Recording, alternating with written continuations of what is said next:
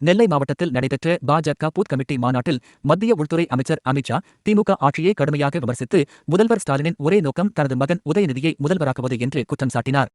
ஒருநாளும் உதயநிதி முதல்வராக முடியாது, ராகுல் காந்தி பிரதமராகவும் வர முடியாது என்று கூறிய அவர், செந்தில் பாலாஜி, பொன்முடி போன்றோர் சிறையில் இருந்தவர்கள் ஆட்சியில் இருப்பதை கேள்வி எழுப்பினார்.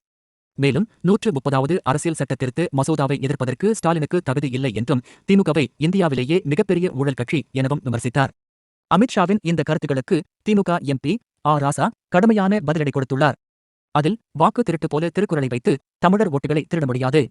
எங்களுக்கான முதலமைச்சர் அறிவாலயத்தில் இருந்து வருவார். ஆனால் அதிமுக, பாஜக கூட்டணிக்கு நாக்பூரில் இருந்து வருவார்கள். 130வது அரசியல் சட்ட திருத்த மசோதா பாஜகவின் அரசியல் எதிரிகளை மிரட்டி தன்னால் ஆள முடியாத மாநில அரசுகளை முடக்குவதற்காக கொண்டு வரப்பட்டது. 1000 அமாவாசைகள் வந்தாலும் பாஜகவின் நெறித்தனம் தமிழ்நாட்டில் ஒரு நாளும் வெற்றியடையாது என்று ராசா தெரிவித்துள்ளார். அமித்ஷாவின் மகன் ஜெய்ஷா பற்றி கேள்வி எழுப்பிய ராசா, ஜெய்ஷா எப்படி இந்திய கிரிக்கெட் வாரியத்தின் செயலாளரானார்? அவரது கிரிக்கெட் அறிவு என்ன? அவரை ஓட்டு போட்டு தேர்ந்தெடுத்தார்களா? மக்கள் வாக்களித்தால் யாரும் முதலமைச்சராகலாம். தமிழ்நாட்டில் யார் முதலமைச்சராக வேண்டும் என்பதை அமித்ஷா முடிவு செய்ய முடியாது என்று விமர்சித்துள்ளார்.